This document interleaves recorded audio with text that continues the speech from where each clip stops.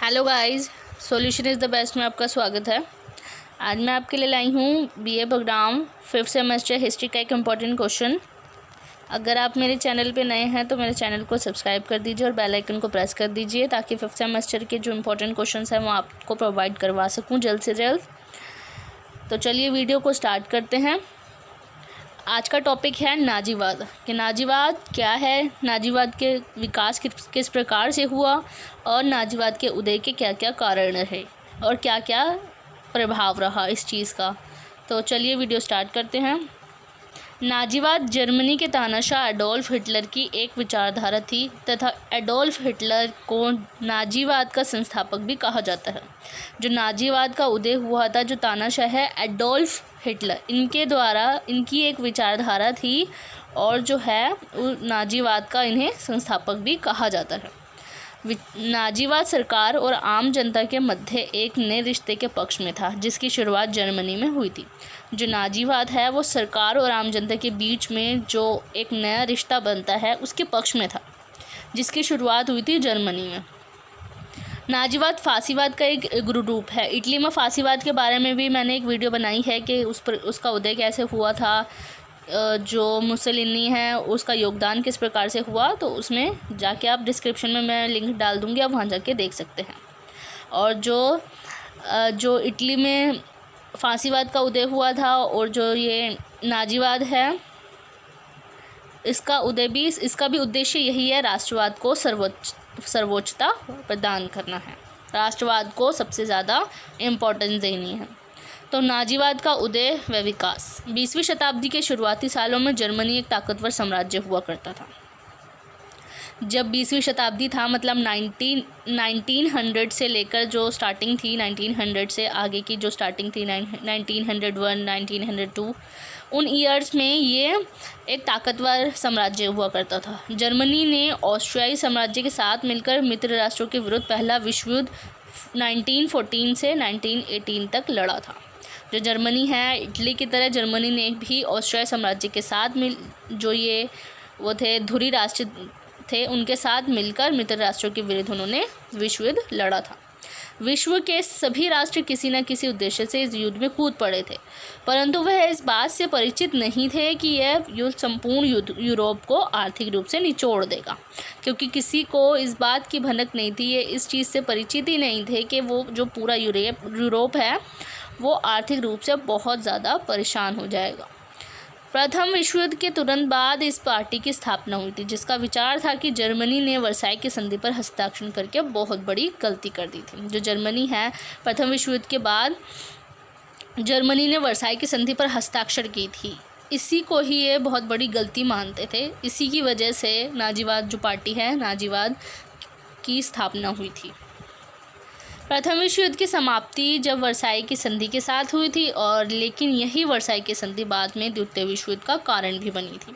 जब वर्साई की संधि, प्रथम विश्व युद्ध की समाप्ति भी इसी की वजह से हुई थी, इसी के बाद हुई थी, इसी के साथ, और वर्साई की संधि द्वितीय विश्व युद्ध का भी कारण बनी थी। वर्साई की संधि का सबसे ज़्यादा विरोध जर्मनी की जनता ने किया था, क्योंकि इस संधि के तहत जर्मनी का निःशस्त्रीकरण तो हुआ ही था, साथ ही जर्मनी को और कई कठोर शर्तों को मानना पड़ा था। इस संधि के अनुसार उसे मित्र राष्ट्रों को युद्ध की क्षतिपूर्ति के लिए एक बड़ी रकम देनी थी। मित्र राष्ट्रों द्वारा राइन प्रदेश तथा उसके उपनिवेशों को छीना जाना तथा फ्रांस द्वारा उसके खदानों पर कब्जा करना आदि से जर्मनी की जनता बहुत नाखुश थी, क्योंकि जो जर्मनी की जनता थी बहुत ज़्यादा इन्होंने विरोध किया था, क्योंकि जो वर्साई की संधि पर हस्ताक्षर किए गए थे जर्मनी द्वारा, उसके तहत निःशस्त्रीकरण भी हुआ था जर्मनी में, और उसके साथ साथ बहुत ज़्यादा शर्तें रखी गई थी इसके साथ, जिसमें जो उसकी जो ताकत है, जो सैनिक है, उनको अनलिमिटेड सैनिक रखने की परमिशन दी गई थी। और मित्र राष्ट्रों के द्वारा राइन प्रदेश और उसके जो उपनिवेश थे उनको छीन लिया गया था। फ्रांस के द्वारा उसके जो खदान थे उन पर कब्जा कर लिया गया था, जिसकी वजह से जो जर्मनी की जनता थी वो बहुत ज़्यादा दुखी हो गई थी और उसकी नाजी पार्टी इसका विरोध करती थी। उसके साथ साथ जो नाजी पार्टी थी वो भी इसका विरोध करती थी, जिसके कारण उसकी पार्टी को जर्मनी में काफ़ी समर्थन मिला था।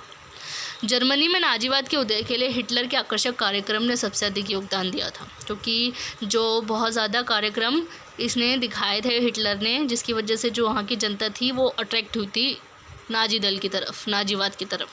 क्योंकि हिटलर ने अपने कार्यक्रमों में वर्साई की संधि के प्रतिबंधों को दूर करना, जर्मनी के जो सभी राज्य हैं उनको मजबूती प्रदान करना और जो जर्मनी के जो सभी अधिकार हैं और सम्मान है वो वहाँ के नागरिकों को वापस लाने का विश्वास दिया था। उसे आश्वासन दिया था ये कि वो जर्मनी का जो हिटलर है, अगर वो नेतागिरी में आ गया, वहाँ का तानाशाह बन गया, तो वो जर्मनी पर लगाए गए जितने भी इल्ज़ाम हैं वो उसको वापस कर देगा। हिटलर के इन प्रयासों ने जर्मनी के नागरिकों के हृदय में ये नई उम्मीद जागृत की और नागरिकों ने हिटलर का समर्थन करते हुए उसके नाजीवाद के सभी कार्यक्रमों में उसका साथ दिया था और इस तरह जर्मनी में नाजीवाद का उदय हुआ। जो हिटलर है, इन प्रयासों ने हिटलर के ने जो कार्यक्रम शुरू किए गए थे, उसके इस प्रयासों ने जर्मनी के नागरिक थे, वहाँ के लोग थे, उनके दिलों में ये उम्मीद जगा दी कि वो इन सब चीज़ों को ठीक करेगा और वहाँ का जो राष्ट्र है, राष्ट्र की आर्थिक उन्नति की तरफ लेकर जाएगा। और वहाँ के नागरिकों ने उस हिटलर का बहुत ज़्यादा समर्थन किया, उसके कार्यक्रमों में उसका साथ दिया, जिसकी वजह से नाजीवाद का उदय हुआ। 1933 में हिटलर सत्ता में आया और जर्मनी में तानाशाही की स्थापना हुई थी। 1933 में जब हिटलर सत्ता में आया था, उसके बाद ही जर्मनी की जो तानाशाही थी वो उसकी स्थापना की गई थी। तानाशाह बनने के बाद हिटलर ने आसपास के सभी राष्ट्रों को धमकाना शुरू कर दिया और अपनी नीति से वह छोटे देशों को खतरनाक बनाता रहा। जब ये तानाशाह बन गया था 1933 में, उसके बाद हिटलर ने जो आस पड़ोस के जितने भी राष्ट्र थे उनको धमकाना शुरू कर दिया गया था और जो छोटे छोटे राष्ट्र थे अपनी नीतियों के थ्रू उसने जो खतरनाक बनाना शुरू कर दिया था। हिटलर ने इन सभी कार्यों को करना आरंभ किया जो वर्साई की संधि के खिलाफ थे। उसने अपनी सेना को हमले के लिए तैयार किया और चेकोस्लोवाकिया से शुरुआत करके उसके बाद पोलैंड, नॉर्वे, डेनमार्क और फ्रांस को जीत लिया था। परंतु उसकी हार तब हुई जब उसने रूस पर हमला करने का निर्णय लिया था। जब हिटलर ने उन सभी कार्यों को करना जब शुरू कर दिया था जो वर्साई की संधि के खिलाफ थे, तो उसने अपनी सेना को हमले के लिए तैयार भी किया और चेकोस्लोवाकिया में हमला किया। उसके बाद डेनमार्क, पोलैंड, नॉर्वे, इन एरियाज़ में इसने कब्ज़ा कर लिया। उसके बाद इसकी हार तब हुई थी जब इसने रूस पर हमला किया था, क्योंकि रूस की जो बोल्शेविक क्रांति थी उसकी वजह से बहुत ज़्यादा उसका प्रभाव था, जिसकी वजह से जो हिटलर की जो नीति थी, नाजीवादी दल था, वो समाप्त हो गया था। रूस की बढ़ती हुई ताकत के आगे जो हिटलर की नीतियाँ थी, वह ताकत थी, वो बहुत ज़्यादा कमज़ोर भी पड़ गई थी। रूस के हारने के बाद हिटलर के तानाशाह और नाजीवाद का इसके साथ साथ अंत भी हो गया था। अब रीजंस क्या क्या थे वो तो बता दिया मैंने कि इसका विकास किस प्रकार से हुआ था और साथ ही साथ रूस से हारने के बाद उसका अंत भी हो गया था। लेकिन ये जो नाजीवाद था उसके उदय के क्या क्या रीजंस हो सकते हैं? तो पहला रीज़न सबसे यही था कि वर्साई की संधि। प्रथम विश्व युद्ध में विजित मित्र राष्ट्रों ने जर्मनी को प्रथम विश्व युद्ध का दोषी मानकर उसे वर्साई की संधि पर हस्ताक्षर करने को विवश किया था, क्योंकि जर्मनी को ही प्रथम विश्व युद्ध का दोषी माना गया था मित्र राष्ट्रों द्वारा, और जो संधि पर हस्ताक्षर करने के लिए बहुत ज़्यादा इस पर उसको फोर्स किया गया था। संधि के द्वारा जर्मनी के बहुत सारे जो प्रदेश थे उनको छीन लिया गया। जर्मनी के जितने भी खनिज थे और उपनिवेश थे उन पर फ्रांस का कब्ज़ा हो गया था। उसे सीमित सीमा रखने के लिए फोर्स किया गया। उसके बाद जो आता है उसका निःशस्त्रीकरण किया गया था। युद्ध में पराजय तथा वर्साई की संधि की अनुचित तथा थोपी गई शर्तों और व्यवसायों के कारण अनेक जर्मन लोगों ने खुद को अपमानित महसूस किया गया। मतलब कि जो युद्ध में हारने के बाद और वर्साई की संधि की जो शर्तें थी उनकी वजह से और जो व्यवसाय था वहाँ का बहुत ज़्यादा ख़राब हो गया था, जिसकी वजह से वहाँ के जो जर्मनी लोग थे वहाँ के, तो उनको ऐसा लगने लगा, वो खुद को इंसल्ट फील करने लगे थे, अपमानित महसूस करने लगे थे। और हिटलर ने अपमान के इस भाव का फ़ायदा उठाया और उसने जर्मन के जो लोग हैं उनको वर्साई की संधि को नष्ट करने और देश की स्थिति को ठीक करने के लिए बहुत उसको आश्वासन दिया, मतलब यकीन दिलाया इस बात के लिए कि वो सब कुछ ठीक कर देगा, देश की स्थिति को और देश की हालत को वो ठीक कर देगा तथा जो खोई हुई अंतर्राष्ट्रीय प्रतिष्ठा है उसको वापस दिला देगा। इसका इसने वचन दिया था। हिटलर के वादों और कार्यक्रम से लोगों को ये विश्वास होने लगा कि केवल हिटलर और उसका जो दल है वो ही जर्मनी को उसकी जो उन्नति है उसके उच्च शिखर पर पहुंचा सकता है। सेकंड पॉइंट है आर्थिक संकट। आर्थिक संकट की वजह से भी नाजीवाद का उदय हुआ था। प्रथम विश्व युद्ध के दौरान जर्मनी को अपार धन की हानि हुई थी और युद्ध के बाद जो वर्साई की संधि हुआ थी उसके माध्यम से एक बड़ी राशि युद्ध को क्षतिपूर्ति के भुगतान के रूप में उस पर लाद दी गई थी, जिसकी वजह से जो आयात निर्यात थे वो ठप पड़ गए थे और जो जर्मनी के जो अधिकांश उपनिवेश हैं वो छीनकर मित्र राष्ट्रों ने आपस में बांट लिए थे।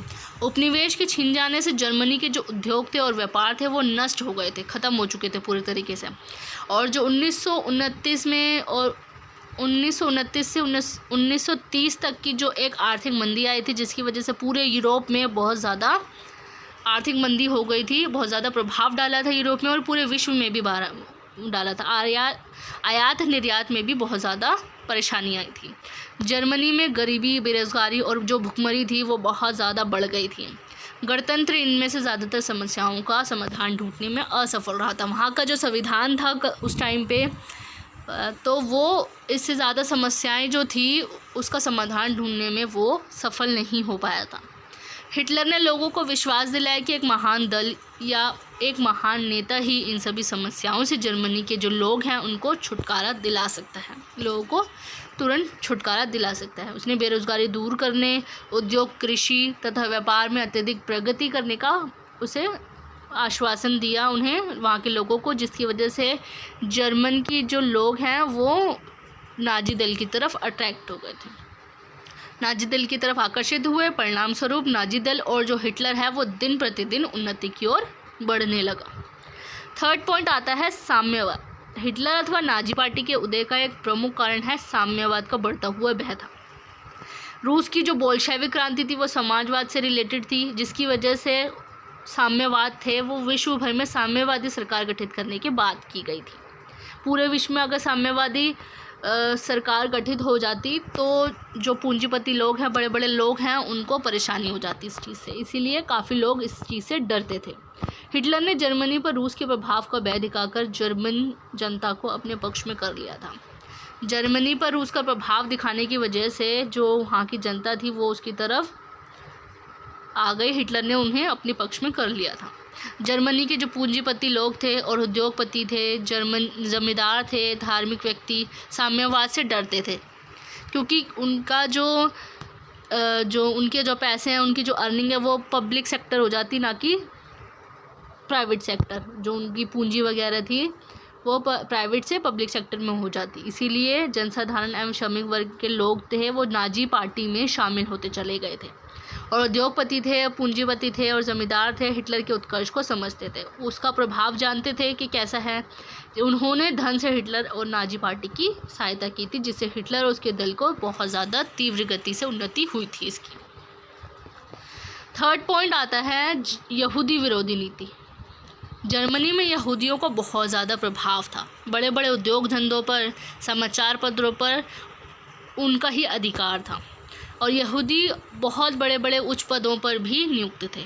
जर्मन राष्ट्रवादी यहूदियों को ही प्रथम विश्व युद्ध में अपनी पराजय के लिए उत्तरदायी मानते थे।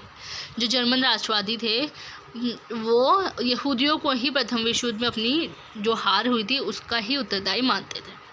हिटलर ने जर्मनी लोगों की यहूदी विरोधी भावना का लाभ उठाया और यहूदियों का दमन किए जाने का आश्वासन दिया, जिसकी वजह से वहाँ के जो लोग थे उसकी तरफ अट्रैक्ट होते चले गए और जो नाजी दल का इससे वो उदय हुआ था। Fourth and last point, Weimar गणतंत्र के विरुद्ध असंतोष की भावना।